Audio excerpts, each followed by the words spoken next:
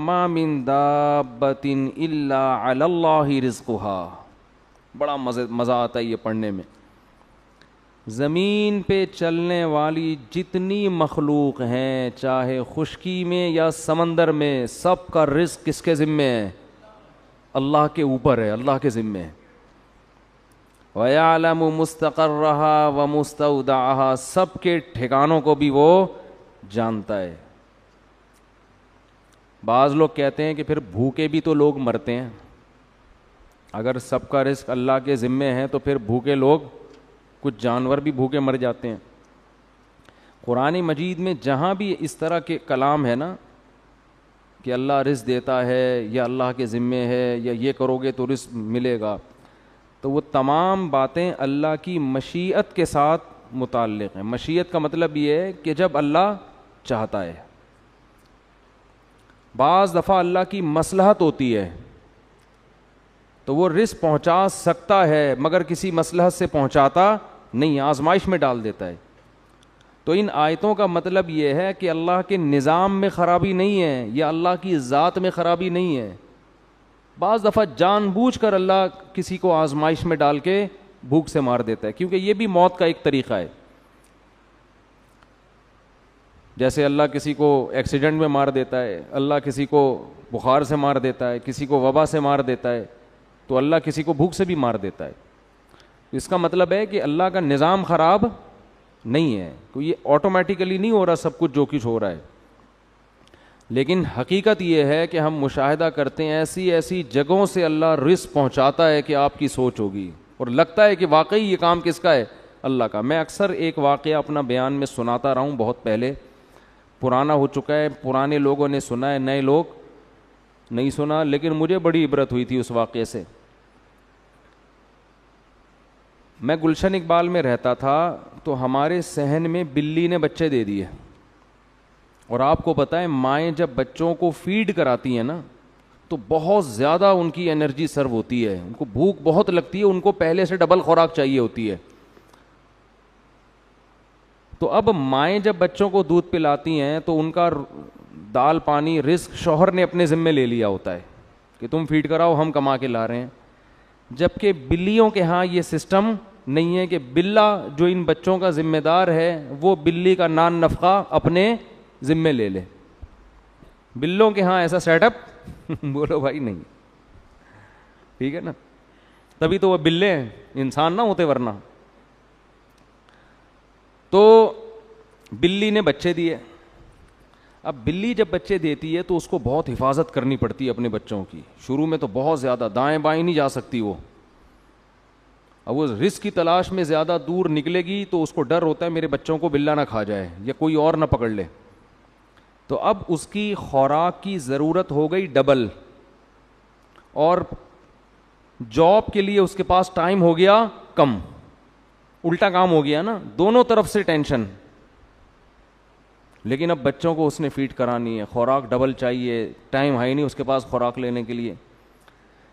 تو میں یہ دیکھ رہا تھا, میں نے کہا یار یہ سارا دن تو ادھر پڑی رہتی ہے بچوں کی حفاظت میں, کھانے پینے کا ٹائم, میں نے کوئی پالی بھی نہیں تھی کہ اس کا ٹھیکہ میں نے لیا. وہ ہمارا جو گیرج تھا نا, گیراج, اس میں اس نے دیے ہوئے تھے بچے.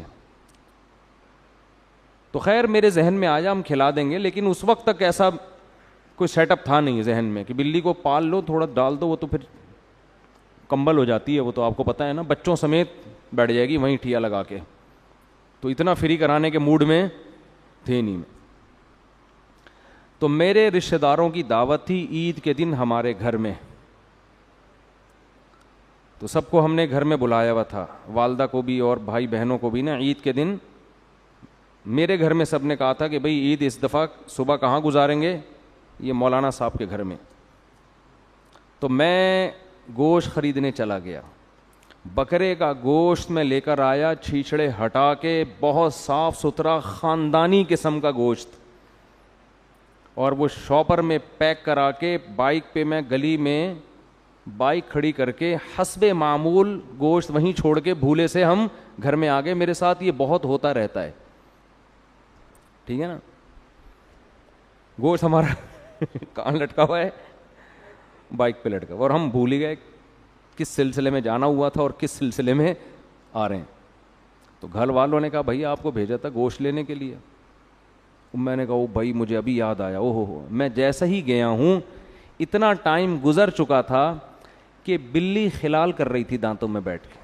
جیسے ہم کھا لیتے ہیں نا تسلی سے, طبیعت سے پھوڑ پھاڑ کے, آخر میں جمائیاں لے رہے ہوتے ہیں اور وہ دانتوں کو نا یوں یوں یوں کر رہے ہوتے ہیں. تو بلی جو ہے نا طبیعت سے وہ گوشت کھا کے پیٹ بھرا ہوا تھا اس کا, اور زبان سے خلال کر رہی تھی. ایسے خلال نہیں کر رہی تھی یوں کر کے بالکل, بھائی اب مزید حاجت نہیں, اب آپ لے جانا چاہیں تو لے جا سکتے ہیں. بہت شکریہ آپ کا, آپ نے ہمیں بکرے کا ایسا تازہ گوشت کھلایا, فل طبیعت سے کھایا اس نے. اور وہ گوشت کی بوٹیاں بکھری ہوئی تھیں پوری سڑک پہ. میں نے کہا ہمارے تو کسی کام کا اب یہ ہے نہیں, تو ہی کھا لے. جیسے ایک آدمی جنگل میں گیا نا قضائے حاجت کے لیے, تو کہیں کھائی میں گیا ہے, دیکھا وہاں شیر بیٹھا ہوا تھا. کہتا ہے اب تو ہی کر لے, ہماری تو ویسے ہی نکل گئی ہے. ہمیں اب کرنے کی ضرورت نہیں, اب تو ہی کر لے. ٹھیک. تو اس وقت مجھے اندازہ ہوا کہ بھائی وما من دابۃ الا علی اللہ رزقها, جتنے زمین میں چوپائے جانور چل رہے ہیں نا, روزی کس کے ذمے ہے؟ اللہ کے ذمے. اللہ اس کو یہی پہنچا رہا ہے کہ تو بچوں کی کیئر کر. ابھی عید آ رہی ہے, مفتی صاحب تیرے لیے بکرے کا گوشت خرید کے تجھے کھلائیں گے. اور یہ ہوتا ہے. تو رزق جو ہے نا چھپڑ پھاڑ کے, دروازے پھاڑ کے آتا ہے. نبی صلی اللہ علیہ وسلم نے فرمایا الا وان نفسا لن تموت حتی تستکمل رزقا, کوئی نفس, کوئی انسان ہرگز اس وقت تک مر نہیں سکتا جب تک اپنے مقدر کی روزی نہ کھا لے. وہ آپ کے جو آخری نوالا جب تک آپ کھاؤ گے نہیں نا, آپ کی موت نہیں آئے گی. اللہ نے ہر دانے پہ کھانے والے کا نام لکھا ہوا ہے, یہ تو کھائے گا. مقدر انسان کو کھینچ کے کہاں لے کے جاتا ہے. ڈاکومنٹریز میں دیکھتا ہوں بہت تو جنگلوں کی, تو اس میں آپ نے دیکھا ہوگا شکار مگرمچھ کر رہا ہے, لے کے کون جا رہا ہے؟ شیر. کبھی شکار شیر کر رہا ہے اور مگرمچھ چھین کے جا رہا ہے. محنت کوئی کر رہا ہے, فائدہ کوئی اور اٹھا رہا ہے. تو جنگلوں میں بھی سب کو رزق مل رہا ہے, وہ اس کو کھا رہا ہے, وہ اس کو کھا رہا ہے, وہ اس کو کھا رہا ہے. تو اللہ نے فرمایا وما من دابۃ فی الارض الا علی اللہ رزقها. اسی آیت کی وجہ سے اور اس جیسی دوسری آیتوں کی وجہ سے علماء منع کرتے ہیں کہ رزق کی تنگی کے خوف سے نسل روکنا جائز نہیں ہے, کہ میں بچوں کو کھلاؤں گا کہاں سے. اس کا مطلب یہ بچے آپ کے بچے پہلے ہیں, اللہ کی مخلوق نہیں ہے. بھائی اللہ کی مخلوق پہلے ہیں, آپ کے بچے بعد میں. تو اللہ نے تو اپنی مخلوق پیدا کرنی ہے, ان کو پالنے کے لیے ماں باپ کو پیدا کیا ہے. یہ ایک امانت ہے جو اللہ والدین کے حوالے کرتے ہیں کہ میری مخلوق ہے, تم پالو اس کو اور تمہیں بھی اس سے فائدے پہنچاؤں گا. آپ کہتے ہیں اللہ کی نہیں ہے, یہ تو میرے بچے ہیں, میرے ذمے, میرے ذمے. کیسے بچہ پیدا ہوتے ہی ماں کی چھاتیوں میں دودھ آ جاتا ہے؟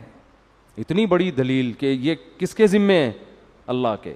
بے وقوف یہ سمجھتا ہے کہ صرف دودھ آ سکتا ہے اور کچھ نہیں. عقل مند یہ سمجھتا ہے کہ ابھی چونکہ دودھ کی ضرورت ہے اس لیے دودھ مل رہا ہے, تو یہ اس کی علامت ہے